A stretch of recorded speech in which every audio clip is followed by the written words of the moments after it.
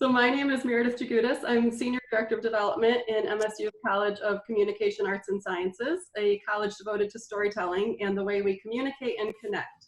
And several months ago, when business and education went remote, we watched our alumni quickly adapt and pivot, and we discovered an interest in the behind-the-scenes aspects of different ComArtSci careers, which generated this webinar series about media and communication careers, pivoting in the pandemic, and which leads us to today's sixth ComArtSci Talk, Sports Today. So we're excited to be able to provide this conversation. Thanks so much for any questions submitted in advance. Also, attendees, you might note that your microphone and camera will be off, but we encourage you to use the Q&A function, and we'll moderate that as we go. Also, make sure you tag us today with hashtag ComArtSci Talks. And with that, it's my pleasure to introduce our host for the hour and director of the School of Journalism, Tim Voss. So prior to joining our faculty and leadership team just a year ago today, Tim was at the Missouri School of Journalism, and his academic path has taken him from Iowa to Syracuse to Missouri, and now we are really lucky to have him at MSU. Tim also serves as president-elect of the Association for Education in Journalism and Mass Communication. And before landing in the academic world, Tim had a long career as a broadcast journalist, during which time he interviewed most of the major party candidates for US president. So today is really close to that with our esteemed alumni panel. And I'm gonna turn it over to Tim to introduce our Spartan panelists and take it from there. All right, welcome everyone. So I actually started my broadcast career in college doing sports. So the topic is near and dear to my heart, and that's going to be sort of the focus of what we talk about today. So alphabetically, our guests, and if you tuned in right at 3 o'clock, you saw us sort of come on screen. So Jarrett Bell, welcome. NFL columnist for USA Today Sports. He's a contributor to ESPN. Kelly L. Carter on the West Coast these days for the Undefeated, host of Another Act on ESPN, senior entertainment writer for the Undefeated. And Rick Gosling, good to see you again, Rick. Radio host, writer, Talk Fame Network, longtime columnist for the Dallas Morning News covering the Cowboys. So welcome to this conversation. I think for a lot of people, they understood that the pandemic was real and it was going to be really consequential when they saw it disrupt sports. Am I right about that? Or was sports sort of following in this, adapting to the pandemic, or was it out in front of a lot of other organizations and institutions in society? Jared, what do you think?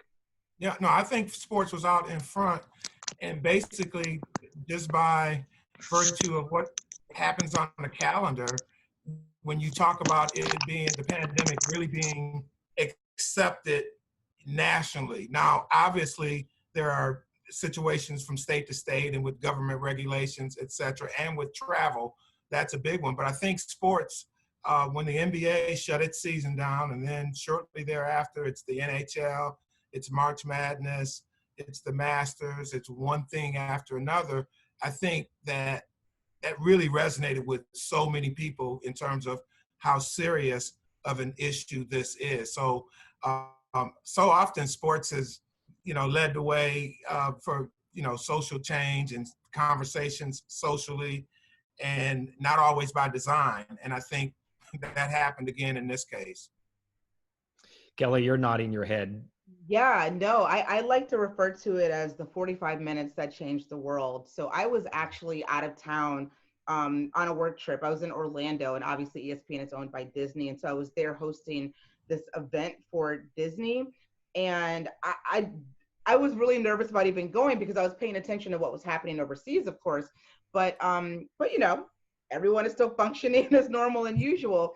So literally at Disney World, I like went into like a meeting, and then when I came out of that meeting, that was the news where I think Syracuse was playing in their conference finals, and they stopped playing in the first quarter. And I was with my with like 4 producers, and I was like, guys, like they just stopped like kids playing in, you know, a game that qualifies them or determines where their seating is going to go in March Madness. I was like, something is going on.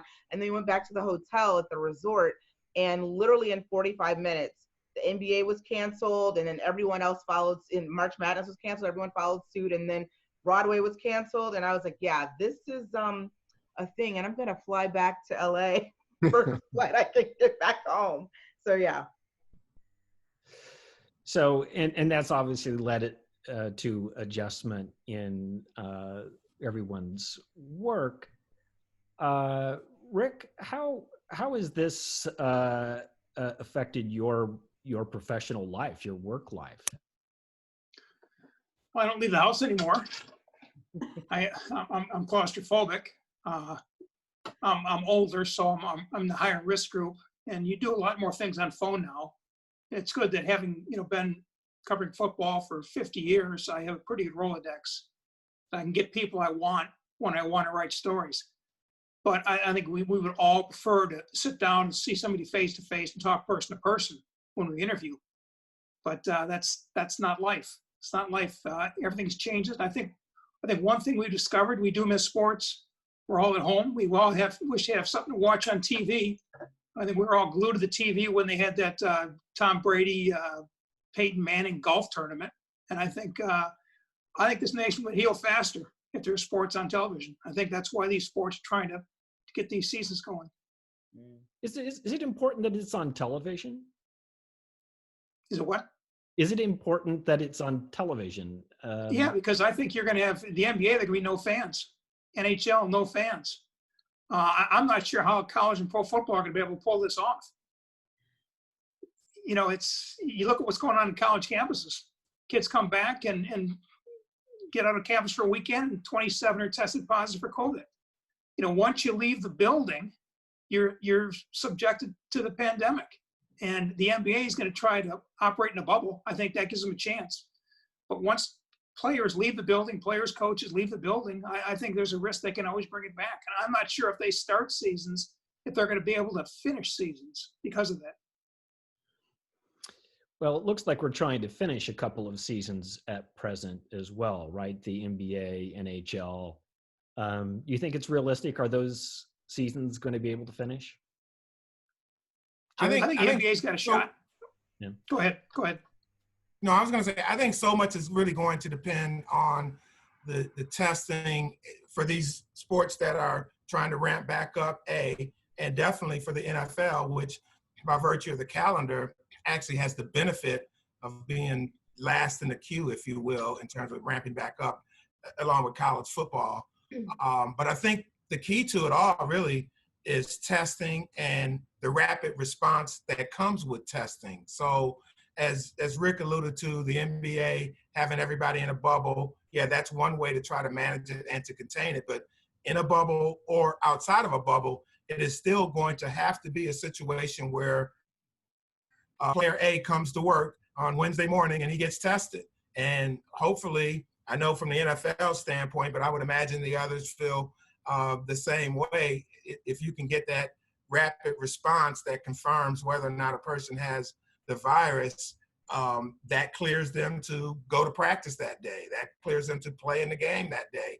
And that's really the only way that I think that you could realistically expect this to be managed. Now, do you have enough testing? Can you have enough testing? Can you have the reliability with the rapid testing? Those are questions too, in addition to whether or not, if the sports industry is relying on these tests and people in the general public can't get those tests, then that is a problem too. But one thing I can say is we've been over 100 days, maybe 120 days or something since the pandemic really struck. And you can see how far things have come in terms of the testing and the availability of testing. So that gives you some reason to think that as we move forward, that the testing will be better, will be more plentiful for not only the sports industry, but for the general population as they're telling. I had a COVID-19 test a couple of weeks ago, and it was a drive-by thing. You went, you had an appointment, and two ladies in PPE outfits came out to the car and they swabbed me, and I had the result back the very next day. And so that was encouraging just from, a layperson's standpoint. So I can imagine that the sports industries will definitely be trying to, make sure that they're able to secure that testing. Now, is that every day or is it 3 times a week? I think the more the better, obviously, but I think that's going to be the key in terms of whether or not you're able to function as a competitive sport. Yeah, I was gonna say I also was tested, but I was tested through in a parking lot with like a private, doctor. His nurse came out and tested me, and like you, I got my results back the next day too. So I work for ESPN, but I actually cover the world of Hollywood and where it intersects with sports. And so much of the same conversations that are happening with the NBA and the NFL, those conversations are happening in Hollywood too, because they really go hand in hand, quite frankly. I mean, while in NFL, you have to worry about what happens when a player tackles another player. Are they exchanging? Are they, infecting the other person? I mean, a love scene, a kiss scene, a fight scene in Hollywood, it's the same thing. And the things that are trickling out, because I'm always asking people when I'm interviewing them, what the conversations are like for safety precautions. And we're hearing things like they're testing, test where you can get results immediately, like within like the hour, or you can get results, a test where you can test someone like 3 times a week, and kind of how that works. And I don't know what's sticking, to be honest with you, but I do know, just like with the world of sports, where we're seeing people get back out there into practice facilities and start to kind of play around with that, you're seeing those same things happen in Hollywood. People are slowly trickling in back on sets, and they're testing out whatever safety precaution they think works, because ultimately, at the end of the day, everybody not only wants to work again, but they want to entertain those of us who are stuck at home and look to be stuck at home for like the next year and a half. And so they want to obviously provide that content and, of course, rejuvenate the economy too. Okay, so there's one set of realities for the athletes, but how about for the journalists covering the athletes, the broadcasters covering the events? Are there similar safety issues to take into consideration here? I think it runs across the whole gamut of society, really. And I think when you talk about journalists having access to people, that's going to be par for the course in terms of how they, and there's still a lot of conversation going on within NFL circles in terms of how much access they're going to have for the media, how they're going to manage that access. But one scenario obviously is, social distancing in press boxes, which is probably going to mean less press credentialed to cover games. Practices, that's another thing. But just like, you talk about the players coming into the building every day, the staff members, secretaries, security people, operations people, everyone who is associated with that sport or business. And as Kelly said, you can say the same thing about the studios in Hollywood. I think that's just kind of the way of the world now. And even really, in terms of any, line of business, any office building in any, part of this country, they're going to have to be standards in terms of safety procedures and protocols and what you do when something happens.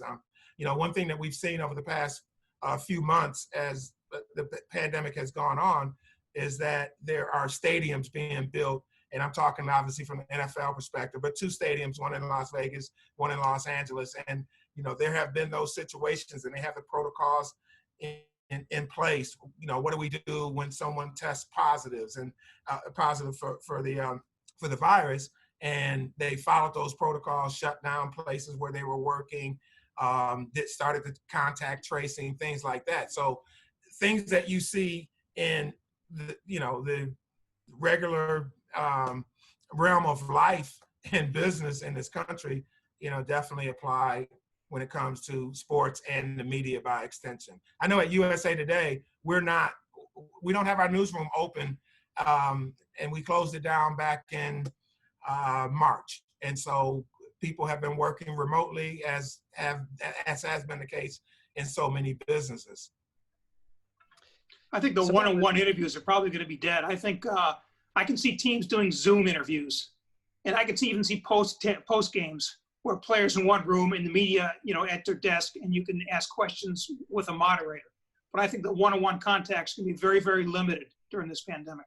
Yeah, no but doubt. Also, Rick, like you said at the beginning when you talked about when you were at home, and your Rolodex is plentiful. I think that's where the strength of who you are as a reporter is really going to come into play right now, because while that might be the reality, doing those Zoom interviews where press is in one room and a moderator and someone else is in another room, if you have the contacts, if you have the Rolodex, if you have the sourcing, you can still, in some cases, in a lot of cases, I think, outpace your competitors if you have those connections as a reporter, because you're going to be able to get the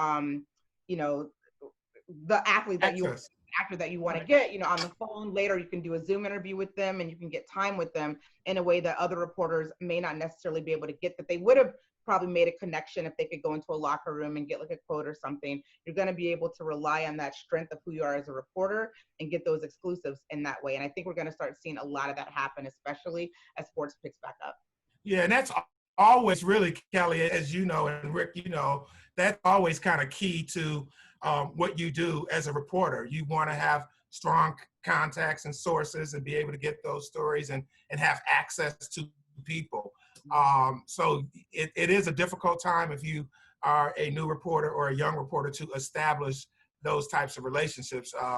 It's something. I had dinner the other night with Bruce Smith, the Hall of Famer for the Buffalo Bills. I was down in Virginia Beach, and I told him, I said, you are the first person I've seen from the NFL universe face to face since the combine. And it's really true. And it wasn't that I was working on a story. I just happened to be down in Virginia Beach, and he's a good source and a good friend. And so we got together, but we were both sitting there with masks on, and it was outdoors, so it was safe.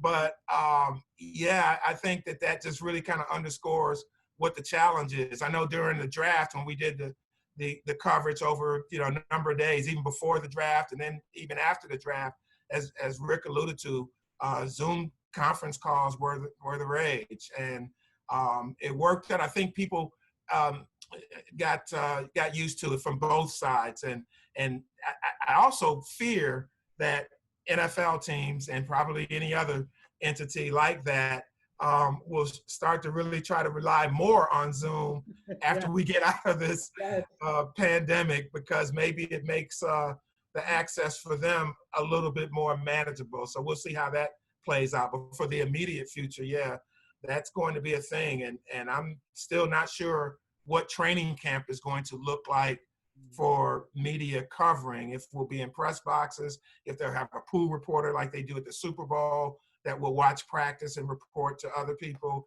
and then how they'll do the press conferences, which I think we know it'll be a video conferencing to a large degree. Yeah, I'm not even sure they'll let the press back in the building.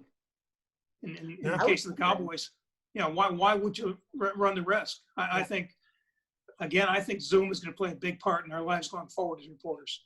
Yeah, I think so too. Like we just announced today, obviously Hamilton is coming to Disney Plus on Friday, and a lot of people are excited about it. And we just announced that I hosted this like behind the scenes documentary that is also going to air on Disney Plus along with Hamilton on Friday. And we shot it entirely through Zoom. And I mean, everyone was pretty happy, from Bob Iger on down, to what it looked like from the production quality and kind of I use like an HD camera to shoot my things here. And I know some reporters, the second that the pandemic was a thing and we started shutting down studios, they started getting special cameras sent to their homes so that when you see people on air, it looks a lot like the same quality that you are accustomed to seeing on TV. And I think that we all are so used to doing that now. I don't anticipate that ending anytime soon. Like even when I watch that special. And I've watched it a lot, if you might imagine. You know that it's shot via Zoom, obviously, because no one is in person, but it looks pretty good. And I think the more viewers get accustomed to seeing like interviews happening that way, if you're a broadcaster, and the more that people are kind of accustomed to being very comfortable inside of their homes and giving these types of interviews, we're going to see that more and more and more and more and more. Yeah, look at the NFL draft. That was wildly successful. With instead of having war rooms, people scattered in their homes and with their kids, and I think you're going to see more of that. Yeah. It definitely challenges the creativity. You know, the creativity of people who produce, direct, and put together these shows.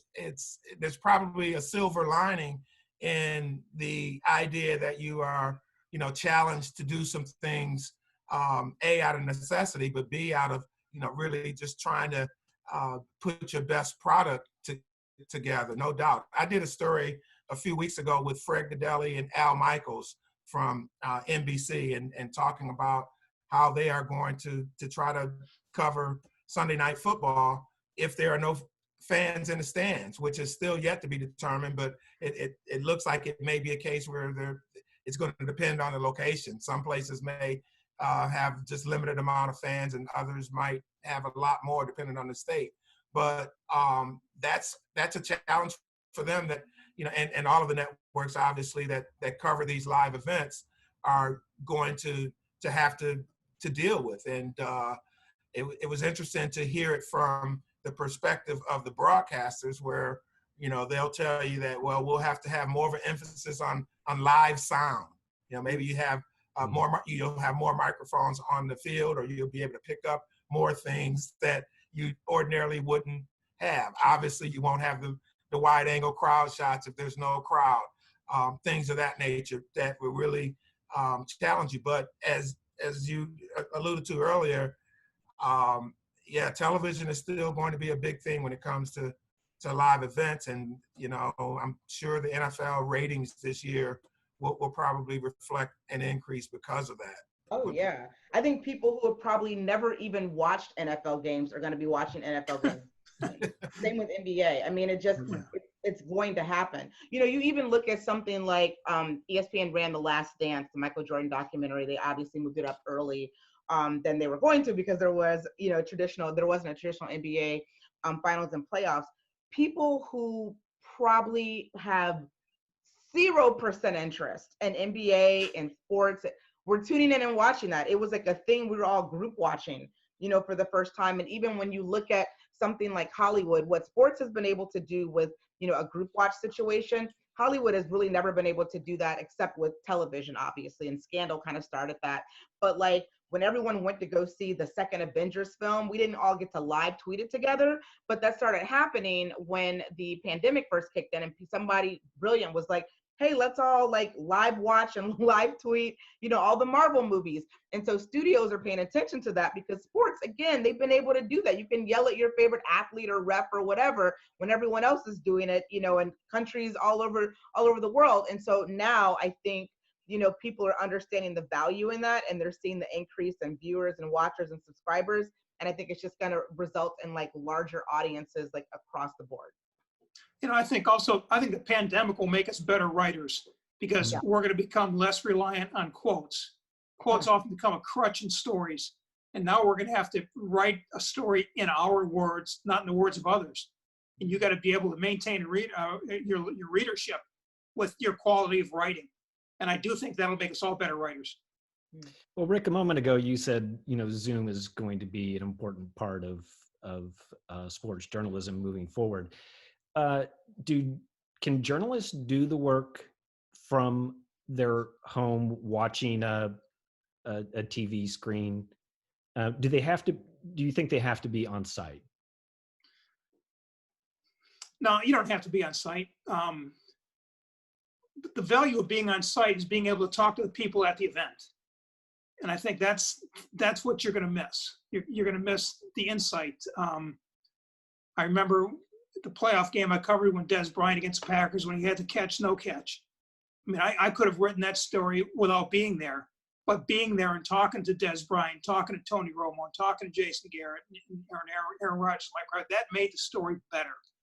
So the tough part is, the reason I've got this big Rolodex is because I've had access to these people. I've had one-on-one interviews back when there wasn't, I guess, a fear of the media. And you develop relationships with these people. And now for young reporters, it's going to be tougher to develop relationships with people if you don't have access to those people. I mean, talking to them, face to face, shaking your hand, eye to eye contact. That's very important. And that's going to be a part that's going to be missing probably going forward in journalism. Yeah, and to add on to that, Rick, the thing that you lose is the big picture perspective. Maybe if you're looking for something, and I'm just talking about the actual game being played, you may notice something that's not necessarily being shown on television. So you'll lose that. But I think the most experienced writers, and maybe not even experiences, the most adept will be able to ascertain what's happening, how to put it in context. But you mentioned that Des Bryant play, Rick, and I wrote about that too. And I was not in Green Bay. I was in New England in a hotel room in Foxborough or somewhere near Foxborough. The Patriots had played a playoff game the night before.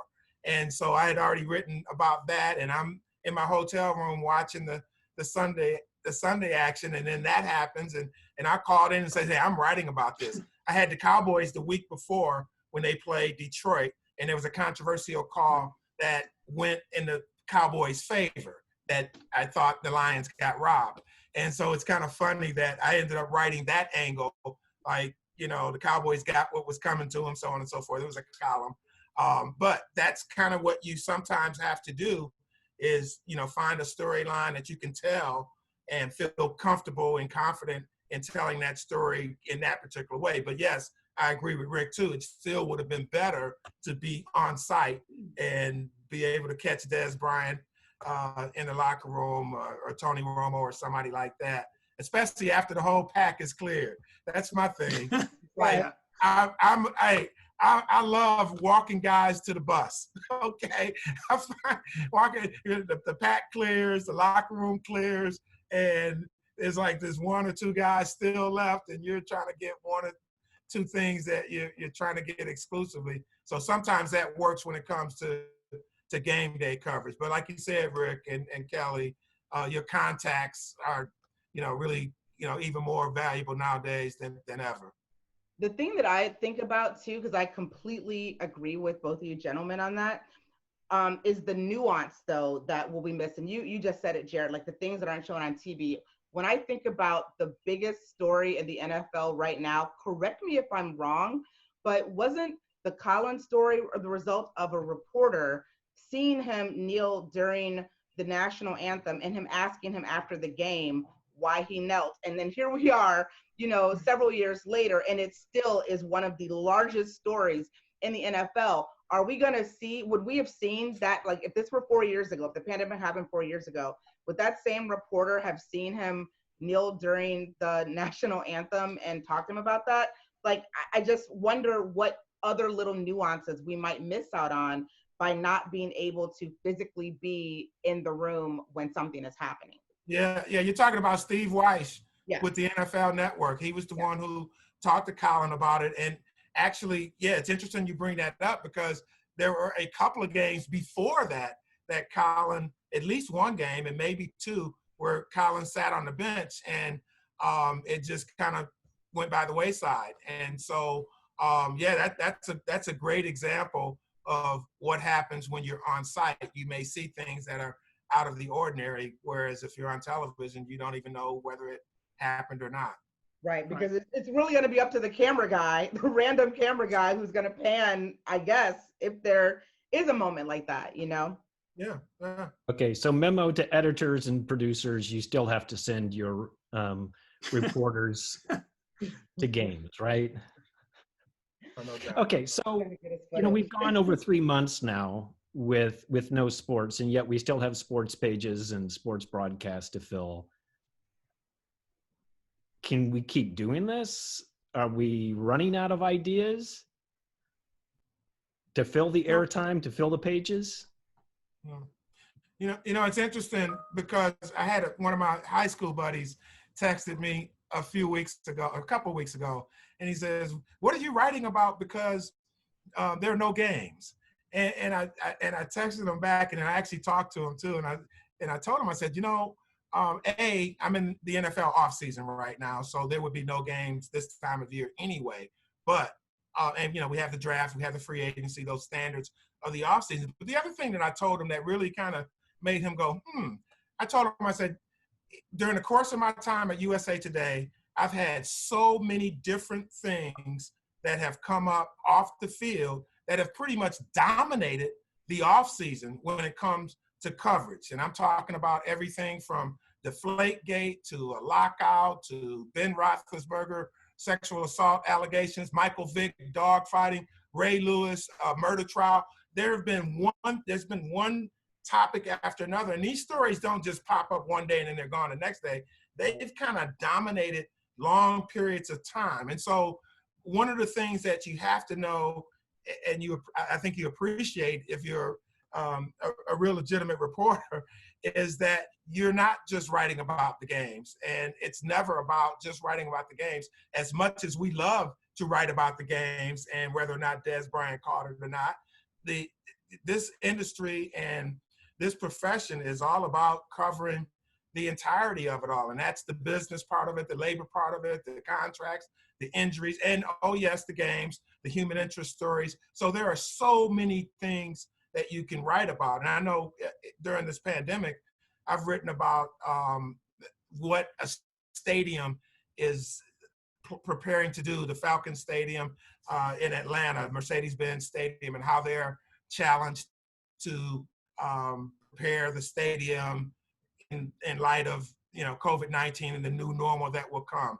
Another story on how teams are dealing with season ticket holders during this whole time period. So that's one of the things about being a sports reporter, if you will, is that it goes so far beyond the games on the field. And one of the greatest foundational experiences that I had when I was at Michigan State was I worked a few months for WVIC radio. And I'm a sports guy, and I wanted to be a sports reporter back then. And I walk into the interview, and the news director, Ross Woodstock, tells me, "Hey, you're not going to do any sports at all for as long as you're here. So get that out of your mind." And I was like, well, come on, let me do something here. No, this is not a sports thing. It's public affairs, it's news. And that turned out to be a blessing in disguise, because I covered Lansing City Council, East Lansing School Board, town hall meetings in the neighborhood, and had to go and get stories and really learn to be a reporter while writing about something that I didn't necessarily think as fun or something that I necessarily did not want to do. But it taught me some basics about being a journalist. And I think those are the things that you have to rely on during times like these. So another part of this, though, of not having sports now for over 3 months, or for the most part, not having sports here in the US for this long, do we believe that there's going to be pent-up demand and everyone's going to come back? Or are some people going to say, I did without sports, maybe I can take interest in something else? Is the viewership, the readership going to be there when it comes back? Kelly? I think sports fans are wild. So I do. And what's funny is unlike what I would say if you asked me, do I think people are going to be rushing to go to the theater to see films in a movie theater? I don't. Like I'm fine with watching video on demand at home. Like I don't, I'm good on that. I don't feel comfortable doing that. But I think that, people will justify, in most cases, stadiums can be open air. I know that we have a lot of closed domes, NFL, but I think that sports fans are just a different breed of fan. And I think that there is something about the I was there moment that sports fans really love. Like, as a proud Michigan State alum, I was one of those psychotic fans that travel. I mean, I would have gone to the Final Four this year. That was my plan. I thought we were going to win the national championship. In fact, I kind of said that we did in my mind, but I I was planning on being in Atlanta, you know, for that moment. I was in Indianapolis when we won the national championship then.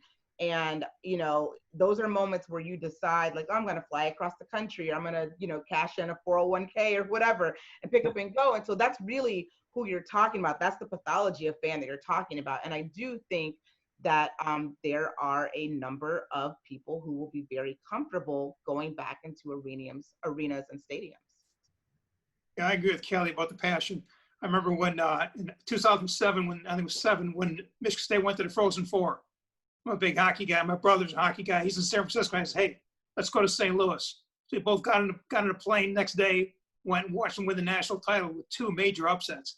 Yeah, there's a passion. If you got a passion about a sport, I do think the regular games, I think the crowds are going to be down. You know, the prices are kind of outrageous. It is the parking, the concessions, and then on top of that, you got the COVID risk. Right. I think until the pandemic clears, you're going to see smaller crowds, and some of them by choice. I mean, in the NFL, they're going to limit the number of people that can go to the games. But I think until the pandemic passes, I'm not sure you're going to see full stadiums. Yeah, yeah. But it's interesting too, because I think that demand will still be there. Some people who might not have ordinarily been able to get a ticket might be more fired up to get it. And I think definitely if we look at just kind of, you know, the way our population has responded during this pandemic, from, you know, kids going to Florida for spring break to the bars. And I remember seeing the bar scenes from Atlanta when they first opened up in Georgia, and it was just crazy. Like nobody with masks on. Scottsdale, saw some video there. Florida, those kids on the beaches in Florida, even out here. Yeah. Same. Yeah. Oh, for sure. Yeah. Oh, yeah. The California beaches. And then I think we also saw a lot of people get out during the protests. And I think that was a big, you know, test, if you will, even though that wasn't the intent of it, obviously. But in terms of large crowds and people being comfortable enough to go out, that was really the first marker on the calendar where it kind of got to be a situation where so many people were willing to go out. Now, one thing I did notice, I saw a lot of people with masks out, but again, contrast that to other situations where people were just totally carefree or reckless, if you will. And there's still going to be that segment of the population that's going to want to show up at a game. I think. Absolutely. Like, no one ever says, I remember where I was when Chadwick Boseman did that one scene in Black Panther that was so great.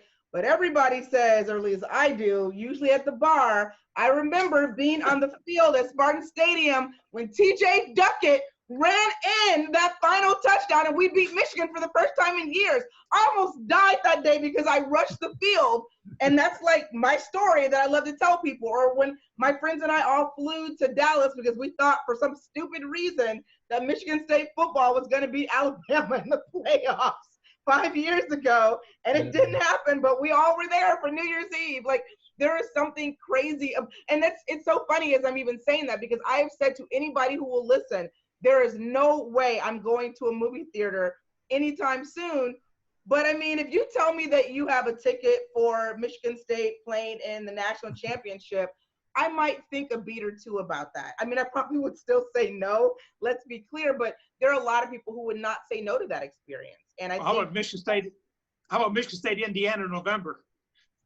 See, that's what I'm saying. See, yeah, see, exactly.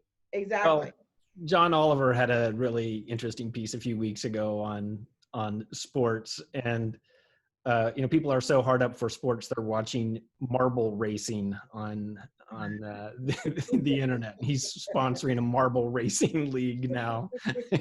We'll watch anything if it's competition. And of course, we root for the green marble. Okay, so we have about 10 minutes left. I want to pivot topics a little bit. Jared, you were just mentioning the protests, and there's been a renewed attention to racial injustice in our country following the killing of George Floyd. And it's brought attention back to football. We talked about Colin Kaepernick a moment ago. Is sports going to be able to lead in this moment? It's interesting because, Colin Kaepernick is really the one person that you can point to when it comes to, and I know there are a number of NBA players and other athletes who did things to bring attention to social injustices, 4 years ago.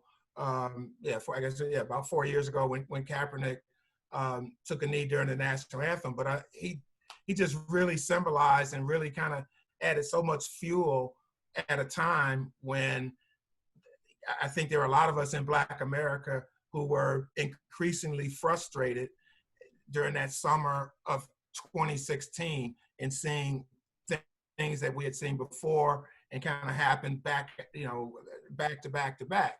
And so Kaepernick really brought that to the forefront. Now, obviously, we know the whole story about how he's been blackballed from the NFL, but the situation of the past few weeks has, I think it's generated a lot more support for Colin Kaepernick than he had during his protest. And the year or two after that, it still hasn't resulted in him being signed by an NFL team. I guess it's still possible.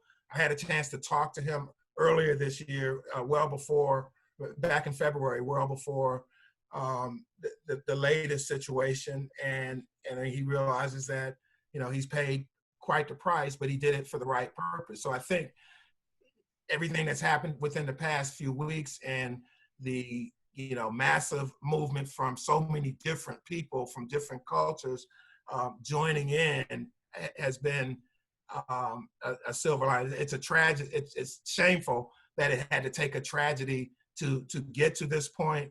But I think in relation to Colin Kaepernick and the NFL, really to a larger degree, because the NFL tried to manage it and it didn't quite work. I mean, it worked from the standpoint that they were able to keep going with their sport and grow revenues, but it didn't work from the standpoint of reputation, didn't work in terms of the stain that's left with Kaepernick not having a job still.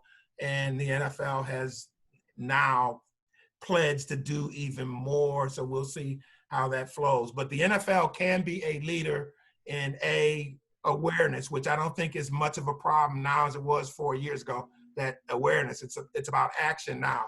And I think that one of the things that came out of the Kaepernick situation from before was the fact that the Players Coalition was established, and that group of players and former players relying on so many experts in these spaces has done an enormous job in terms of advancing issues and I'm talking about politically and putting pressure on legislators and things of that nature. And so I think that's where we'll probably see, I know at least individual players, still yet to be seen how the league as an institution and the individual teams, for all of the lip service that we've had from them, it will be interesting to see how willing they are to join lobbying efforts and put the full weight politically of the NFL behind some of these issues. So we have some more things to write about when it comes to that. Yeah, I think you're going to see. Okay, go ahead. No, go ahead, John.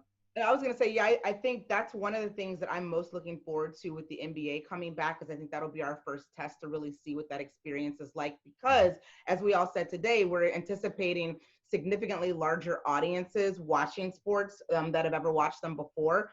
And so my first thought is the NBA is the most visible of all the athletes.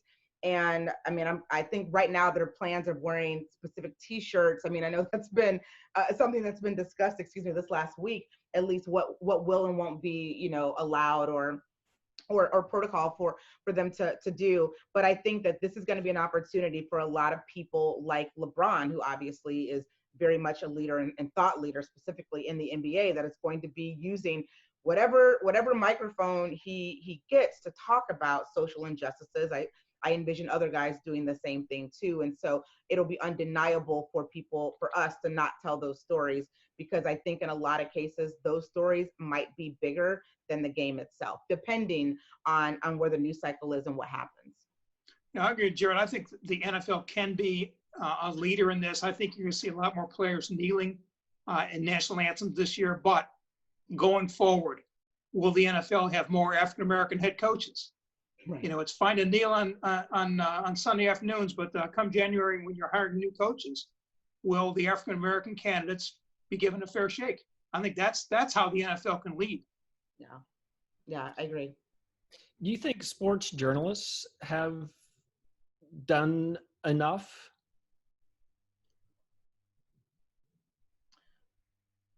I'll take that. You know, I think sports journalists have covered these issues, especially in the past 4 or 5 years, more so than they have in my 30-something years in the business overall. And I think that's just kind of a reflection of a lot of things, including the fact that we're in a digital age and that information is out there beyond the mainstream media. And so sometimes the mainstream media is relying on social media to, and I'm not saying it's a bad thing, but to get a pulse of what people are thinking and what's trending and things of that nature. So I think part of it is just by nature of, as I alluded to earlier, if you're covering this sport, and as Kelly just said too, when the athletes that you're covering are involved in these issues or are concerned with these issues, you have to cover it. But what I think has also happened is that people have been made more, when I'm talking about journalists, right? And when you start talking about the journalists, I'm not just talking about the reporters and the writers, because you have to look at the editors and the producers and the executives as well, in terms of being, you know, the people who are empowered to provide these platforms for these stories to be told.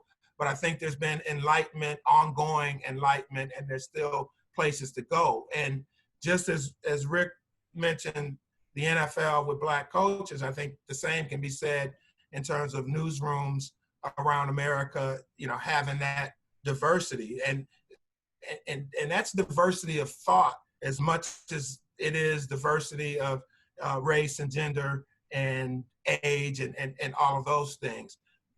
When you have more people who come from different backgrounds, when you have a meshing of ideas, I think that really allows you to tell stories from broader perspectives, if you will. So that's one of the things that I think I've seen headed in that direction, and I'd like to see more of it, obviously, as someone who is interested in, you know, in our profession.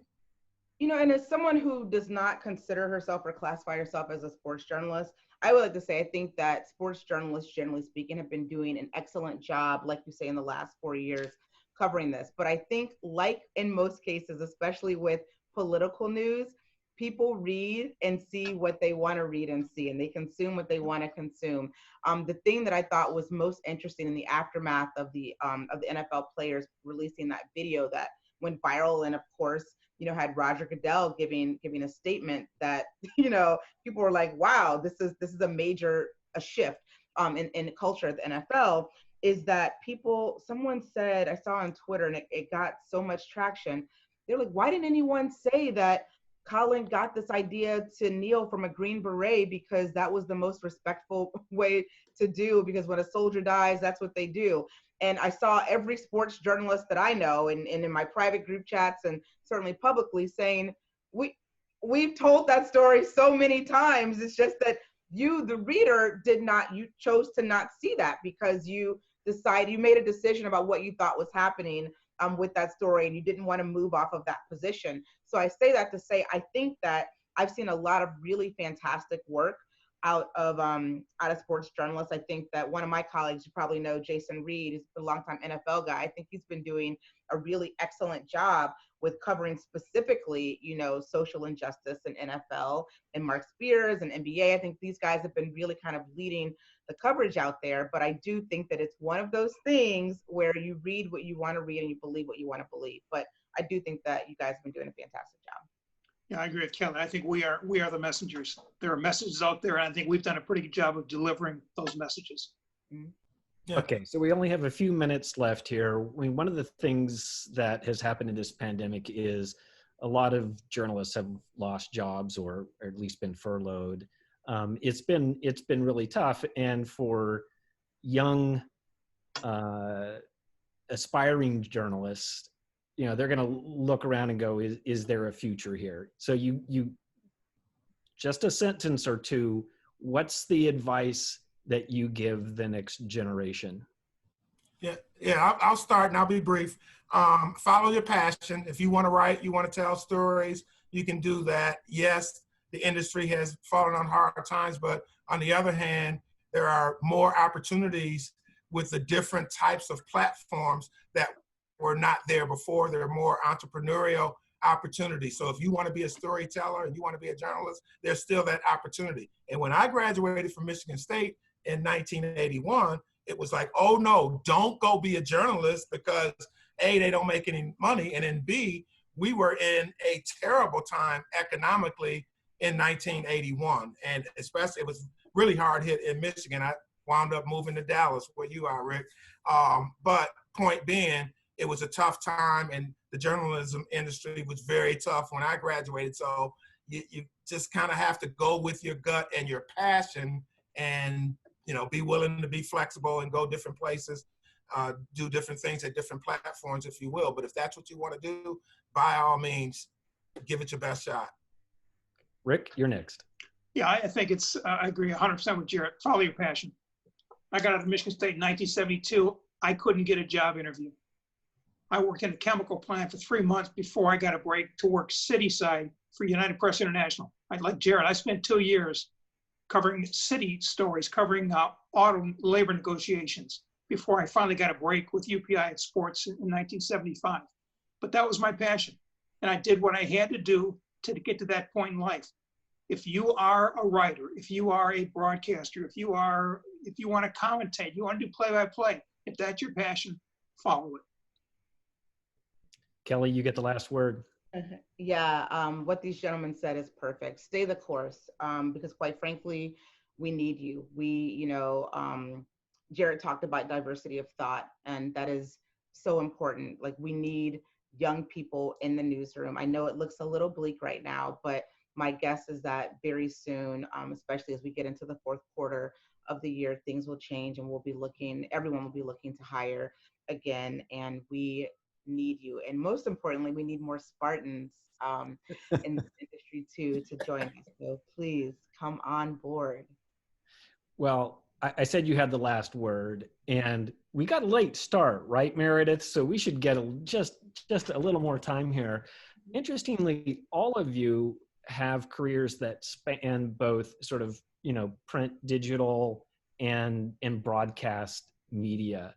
I mean, how important is it to have that sort of multimedia skill set? Yeah. I thought about that when I was a college student and tried to do that even back then. It's just that the mediums were different. So I mentioned radio and writing, obviously newspapers, and trying to do some television things like that. Well, now it's expanded with just the way that the digital age has come about. And so I was laughing to myself when Kelly was talking about the cameras and what not you use that she uses, and the ESPN reporters. And just even in the last 4 or 5 years, that equipment has just really improved, and the technology has made it better and better and better. So 4 or 5 years ago, when people were doing just that, setting up cameras in their homes, it just wasn't as clear. And so the technology has taken that. So I say all of that to say, if you're a young person, you have to be able to, number one, telling a story is still telling a story, regardless if it's writing, if it's television, if it's film, whatever. So that's kind of the common denominator, right? To tell the story. So be able to tell your story in different ways. Be willing and develop your skill to be on camera, off camera, being interviewed, things of that nature. Because I know during the course of my career, as you mentioned, Tim, there have just been a lot of opportunities and a lot of requirements to actually do more than one thing. So if you're looking for a job and you're trying to position yourself, those are multiple skill sets that you need. And I didn't even mention producing content on the internet, which I don't do, but I know people who do it. I'm talking about in terms of the technical, how to do a blog post and all that stuff, but people know how to do this.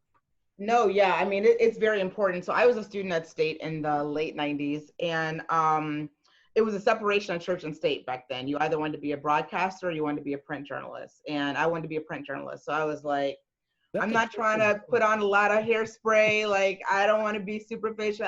And then, I ended up working for a network, which is funny, but only because the world started changing very quickly, actually, right when I got out of college. And I won my first Emmy.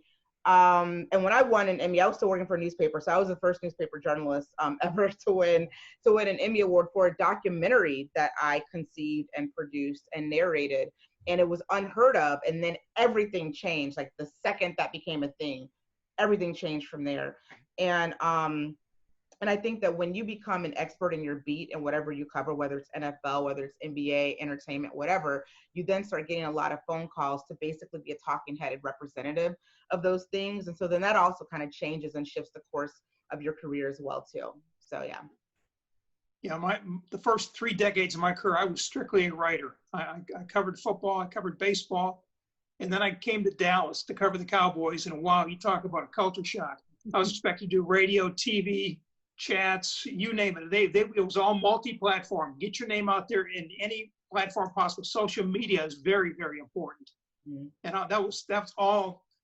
It's come 180, 190 degrees from where I was back in 1973 when I started out.